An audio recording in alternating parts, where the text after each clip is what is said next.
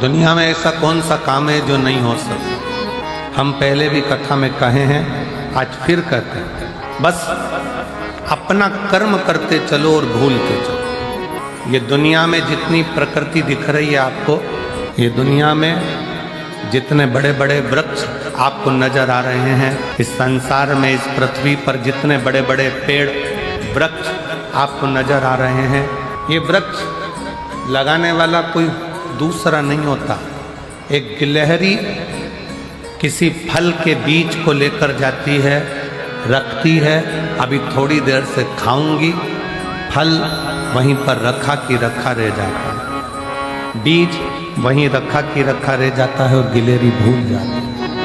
गिलहरी फिर किसी बीज को पकड़ कर लाती है, गिलहरी फिर किसी बीज को उठा कर लाती है, उसे रखती है, थोड़ी देर से खाऊंगी, और वो बीज वहीं पर भूल जाती है। आखिरी में होता क्या है, गिलहरी जो बीज भूल कर गई है, वही बीज एक दिन वृक्ष का रूप ले लेता है और दुनिया में फल भी देता है और छाया भी देता है।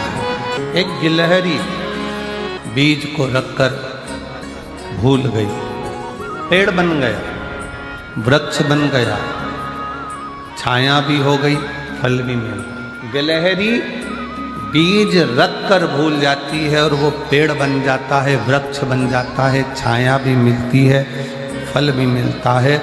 उसी तरह शिव पुराण की कथा कहती है, संसार में अगर जन्म लिया है तो कुछ अच्छा कर कर, भूखे को भोजन कराकर, प्यासे को पानी पिलाकर, किसी बच्चे को शिक्षा की जरूरत है उसे उच्च शिक्षा दिलाकर, किसी को दवाई की जरूरत है उसको उच्च चिकित्सा दिलाकर आप भूल जाओ। भूलोगे, एक ना एक दिन तुमने जिस बच्चे को पढ़ाया है, तुमने जिसकी दवाई औषधि कराई है, एक दिन वो आपके एहसान को चुकाएगा जरूर, आपके सामने आकर आपका कार्य करेगा। मेरा नाम रानी है, मेरे पति का नाम ओम प्रकाश है और मैं अबोहर पंजाब से आई हूँ। कहीं बैठी हो तो हाथ हिला सकती हूँ। अबोहर पंजाब। मेरा नाम रानी है, मेरे पति का नाम ओम प्रकाश है और मैं अबोहर पंजाब से हूँ। कहीं बैठी हो हाथ हिला सकती हूँ। बच्चा आया हो साथ में तो लेकर आ सकते। मेरा मोबाइल नंबर है। मेरी शादी 1997 में हुई थी। जम के बोलो कब हुई? 1997, 97। 15 साल तक हमने डॉक्टरों का इलाज करवाया पर औलाद का सुख नहीं। 1997 में शादी हुई और 15 साल इलाज करा कर थक गए पर औलाद का सुख नहीं। तब किसी रिश्तेदार ने कहा कि वो सियोर वाला महाराज टीवी पर कथा करता है, आस्था चैनल पर आती है, शिव पुराण बोलता है, पंडाल में बैठकर अगर मांगा जाए तो बाबा देता है। शादी के 97 से 2024 में 27 साल हो गए, औलाद नहीं। और 27 साल जब औलाद नहीं हुई तब वो भटिंडा पंजाब की कथा में पिछले वर्ष जो कथा हुई थी 23-24 में, उसमें वो पहुंच गई और बाबा से पंडाल में बैठकर भूमि को नमन कर कर गर्भ से लगाकर प्रार्थना करती है कि दुनिया मुझे बांझ कहती है, मेरे घर औलाद नहीं। औलाद मैंने टीवी पर सुना है कि पंडाल में बैठकर जो मांगा जाता है वो तू देता है। क्या सही में देगा? मैं शंकर के मंदिर जाती हूँ तो लोग हंसते हैं कि ये मंदिर जाने लगी, बताओ कौन शिव, कहाँ का शिव। पर ऐसा नज़ारा कभी नहीं देखा। 18/10/2024 को मेरे घर में बाबा की कृपा से 27 साल के बाद बेटे ने जन्म ले लिया।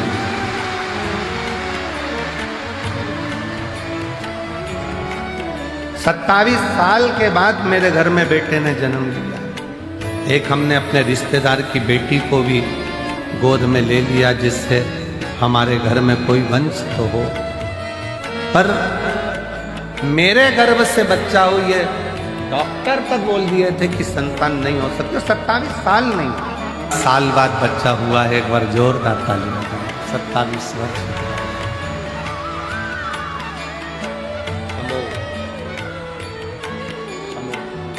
रोते नहीं, आंसू आंसू दे दिया ना पापा, आंसू। जब पिता दुकान पर से आता है, ऑफिस में से आता है, बाहर गया है चंडीगढ़ दिल्ली और वहाँ से आता है, तो बच्चों की दृष्टि पिताजी के बैग पर रहती है, झोले पर रहती है कि पिताजी क्या लेकर है। पत्नी की दृष्टि उसके चेहरे पर रहती है कि मेरा पिया कैसा लग रहा है, मेरा पति कैसा लग रहा है। और घर में एक बुजुर्ग माँ बाप होते हैं, उनकी दृष्टि बेटे के चेहरे पर नहीं, बैग पर नहीं, बेटे के पेट पर होती है कि मेरे बच्चे ने कुछ खाया कि नहीं खाया।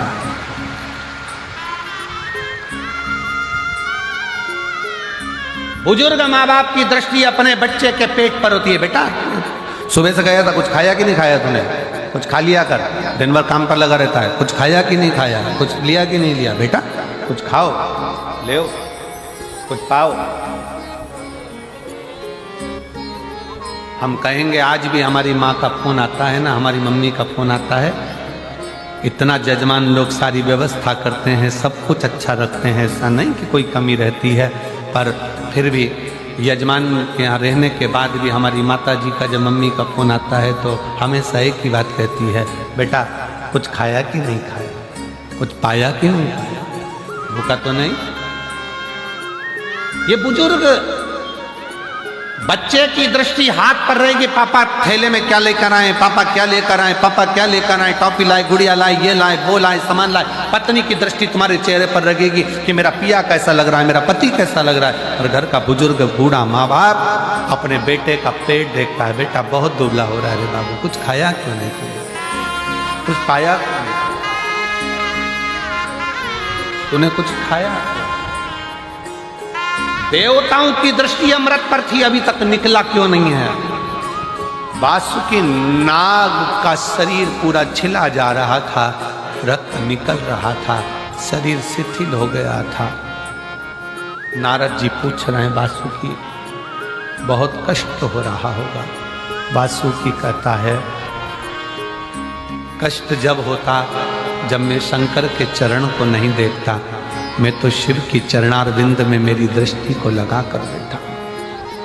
शिव जी के पास जाकर जल अमृत बन जाता, शिव जी के पास जाकर राख भस्म करोड़ का धन बन जाता, शिव जी के पास जाकर एक बेलपत्र औषधि बन जाती है, शिव जी के पास जाकर विषधर सर्प भी संसार में पूजा जाता है, शिव के पास जाकर श्रापित चंद्रमा भी, जिसको ससुर ने श्राप दे दिया था, वो चंद्रमा भी शंकर के पास जाकर चतुर्थी में पूजा जाता है।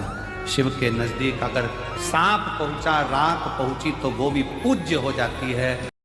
हर हर महादेव। हमारे चैनल पे आप सभी का स्वागत है।